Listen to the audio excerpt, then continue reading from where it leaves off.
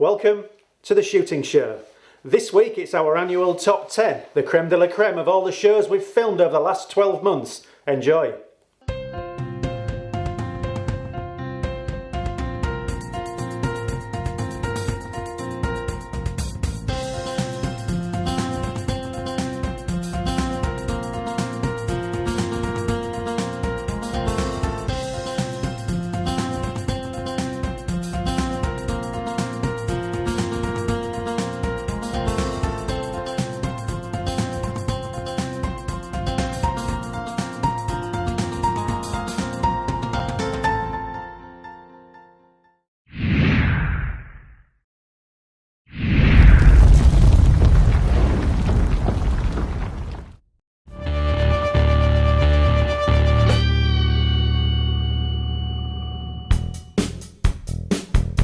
We've done everything on the shooting show, hunted every species in every conceivable location, from pests to plains game, from roe deer to rabbits. We've got it all in over 200 episodes.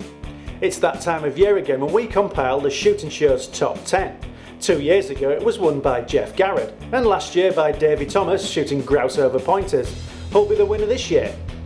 Coming in at 10, we're at Glen Etive in last year's Red Rope when Andy Powell takes his debut stag. I've had a woodland stag before, but not really counting that one, so I think this is going to be a challenge, and it's going to be a very well-earned stag if I can put one on the floor for the boys and make them proud for taking me up onto the hill. And it's definitely what we're after, like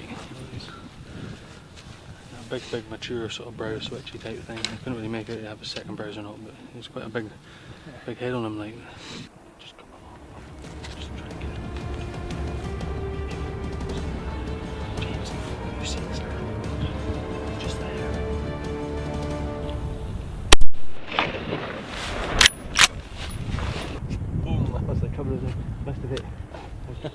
That was good, that wasn't. From one stag to another. In at 9 it's Jason Doyle stalking Seeker, but when the stalk's over, the hardship's only just begun.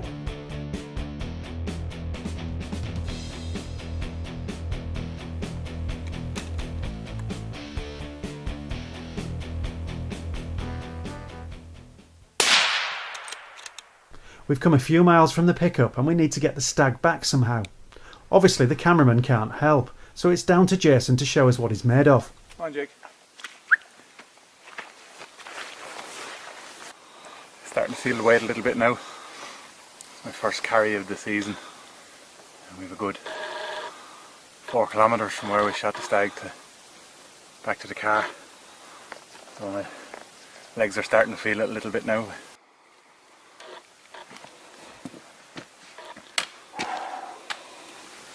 Glad to see the road.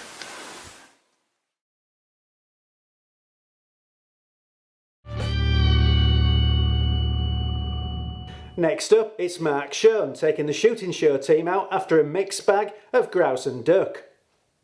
Okay, slightly unorthodox method of getting over the river to get at the grouse. I'm using the old stag box here at Dalness, but the good news is, if the boards go through, there's quite a deep pool underneath it. Every cloud. And we soon flush a pair past James and his waiting barrels.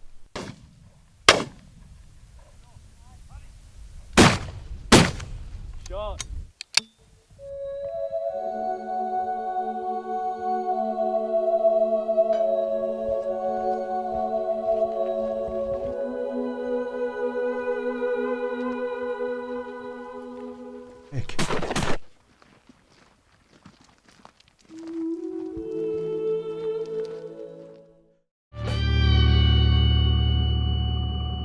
In at number 7, it's pigeon guru Jeff Garrett.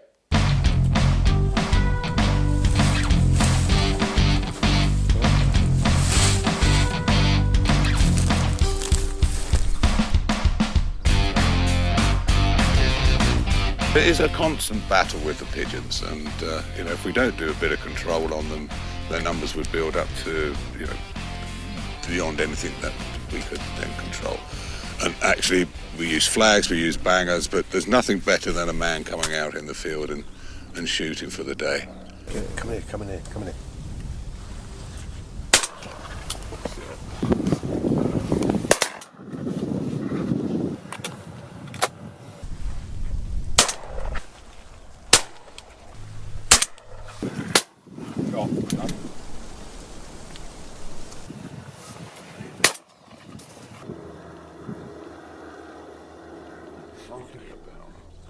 Oh, are they coming? They're swinging? No.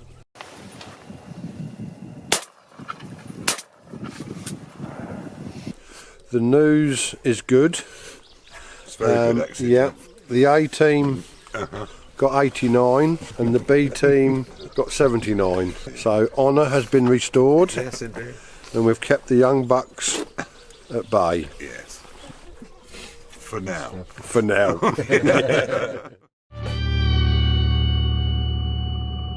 In at 6, Jason Doyle and I visit the Austrian Alps chasing chamois.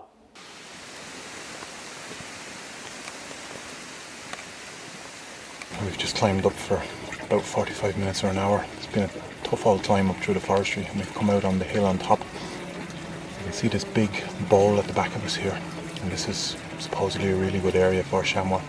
So we're going to sit, have something to eat, have a drink, and give it an hour here, just glass all this, and there's a good chance one will come out of these trees. There's a female and a follower, a bit closer than the rest of the group. They're about 270 metres at the moment. Can't get any closer. We have these alpine cows just above us. We can hear the bells, and they've just decided to feed right into the area we want to go, so we don't want to show ourselves and spook them and have them run into the group. So we're going to have to go down and come up under the group, which is far from the ideal situation. I'd always rather come in on top of animals that you're hunting. We've been left with no choice. Now we're going to have to go down and come underneath them. Where I took the shot from wasn't ideal, but couldn't get closer. It's 168 metres off the edge of a cliff.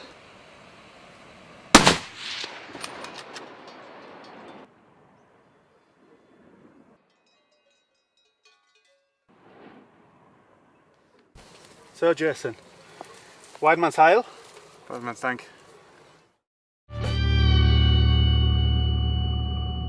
In at 5, it's deer hunter supremo Lars Engel showing me how to shoot pheasants on the royal Danish estate of Schackenborg Castle. We've been told there could be a fall of woodcock, as the sought-after woodland waders were sighted in some numbers on the Norway coast 3 days ago. Let's see if their migration over to Denmark is complete.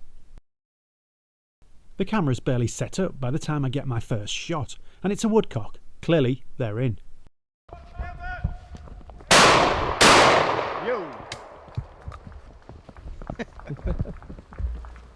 This one takes place in a more open area and all the signs are positive. There's just one thing. Lars Engel, the boss, is on the peg next to me and he'll have a clear view of all my hits and misses. No pressure, especially as Lars is a famed crack shot. Time then to show Lars what I can do. Naturally, I start off with a miss. But luckily Lars is there to clean up after me. Well done, Lars. Did you got it? Yeah, you got it. Sorry, Peter. You're making me nervous. I'm just keeping an eye out.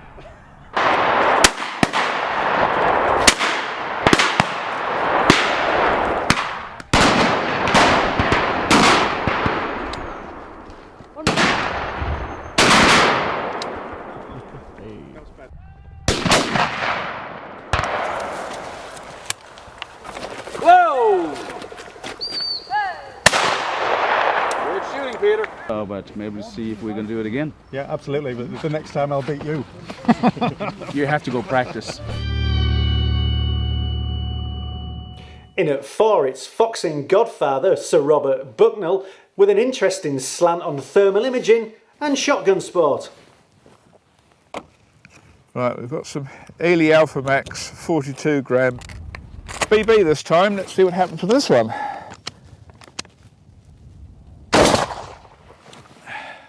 Ah, that looks a bit more like it.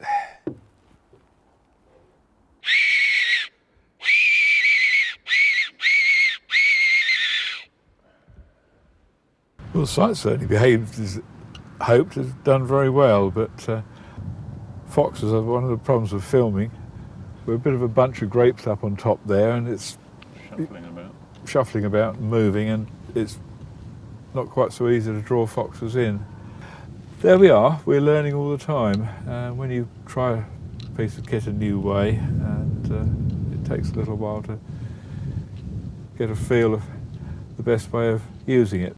No, it is good. I think we've got to put it on a rifle now rather than play around with it on the shotgun.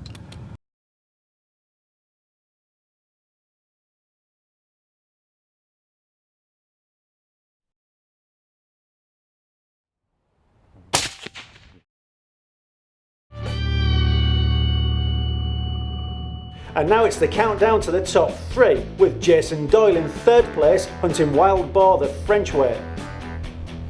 We're here at Parc de Launay with Sanctuary Sporting for driven wild boar. It's not something I've done before in France. I've done it a few times in Germany, and I've been really looking forward to this trip. The park we're in here is a really old walled park, and they've got hundreds of boar in it, and they have teams of trained hounds who separate a specific boar from a sounder or from a pack, and they hunt that boar until it's shot. Now, as guns, and we're all positioned in these high seats, we're only allowed to shoot the boar that are being hunted. So it's a really different type of hunting to any other driven hunting in Europe.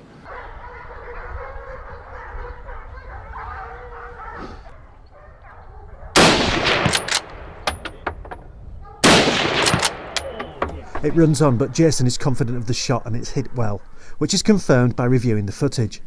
This was the guy who came out of the wood over on our right. You can see the high seat behind us where we shot from. It was 110, 120 yards. Missed him with the first shot. I didn't give any lead, but he put the foot down then, and I just swung through and pulled, and lucky, just a perfect heart shot. We'd had the hounds barking all around us this afternoon, but we hadn't seen any boar at all. And then just the next seat to us, 400 or 500 yards away, we heard 4 shots in quick succession, and the hounds coming this way like hell. So we were on high alert, and this guy led a small group out of the trees.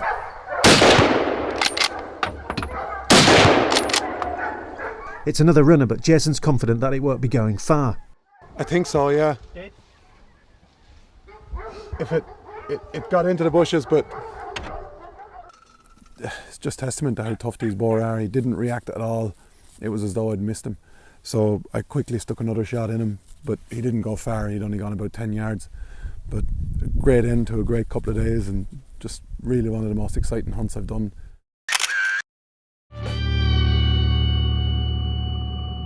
Back to Blighty for number 2, and Jeff Garrett's showing us how it's done with some supersonic wing shooting. Shot!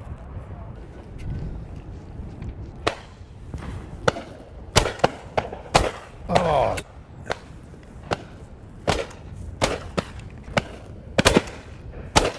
Yes! Done the business there. Go a long way to get under birds like that. Just coming out of there,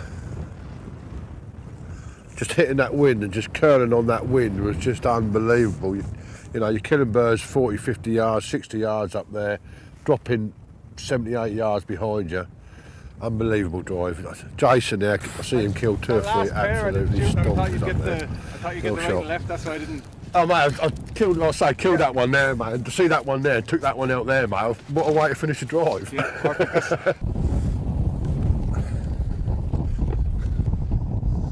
Let's have another go.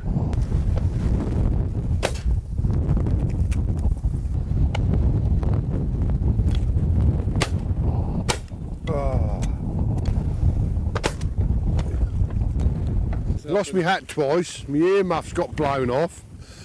I hit 3 partridges, hopefully with a good dogman we can pick them up in that hedge there and killed a cock pheasant that was going about 100 miles an hour.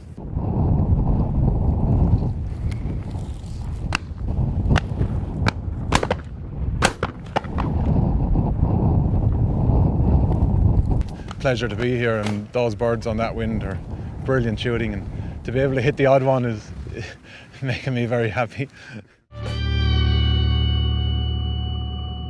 And in at number 1, it's everybody's favourite Kiwi, Daryl. Can you hear me? Crimp, shooting all my roebucks in East Yorkshire this spring, including this monster. Well done, Crimpy. We're here in Yorkshire, attempting to chase roebuck with the famed Peter Carr. Off to a bit of a rocky start. We've got one on the ground, and he tells me he's now found some big bucks, so if he doesn't get them onto us, it'll be costing him big bucks. Up first, Crimpy, up first.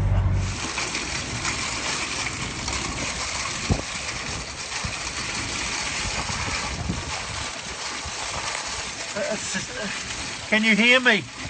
This is high seat hunting at its best. I'm in Yorkshire.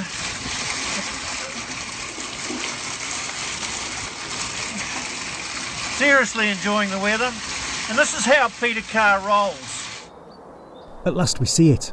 A buck appears from nowhere, well within range. This is definitely our monster buck too. It's clearly wary, and Daryl has just a few seconds to place the shot.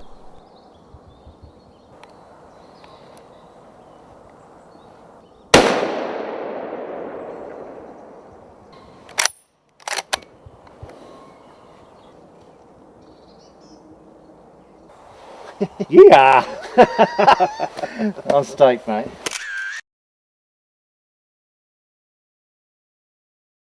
Stay tuned over the next 12 months for more of the same. And now, it's the Shooting Show News. This is the Shooting Show News. Tail docking for working dogs is back on the cards in Scotland. The government said it will change existing legislation to permit tail docking for spaniel and HPR puppies. This follows some 10 years of campaigning by BASC. Colin Shedden, BASC's Scotland director, said tail docking is a simple, minor procedure soon after birth that will help prevent a lifetime of misery. Gamekeepers will be able to help ensure the survival of many farmland bird species this February. The GWCT is running its farmland bird count again, and for the first time ever you'll be able to submit your findings using an app. The results provide an indication as to whether farmland bird numbers are in decline or if conservation efforts are proving successful. Head to the GWCT website for more details. The Shotgun World Cup final starts today, and we've got no fewer than 4 athletes in with a chance of a medal.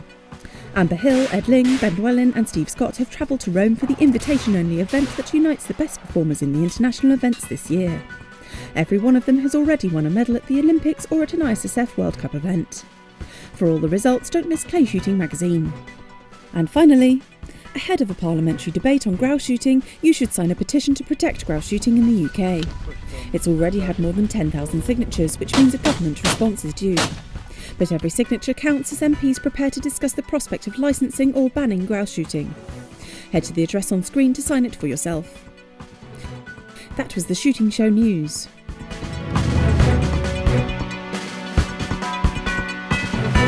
Well, that's it for this week. Thanks for watching. Please like us on Facebook and follow us on Twitter. And if you're not a member of BASC, it's time to join now. BASC, looking after your sport, looking after you. This has been The Shooting Show.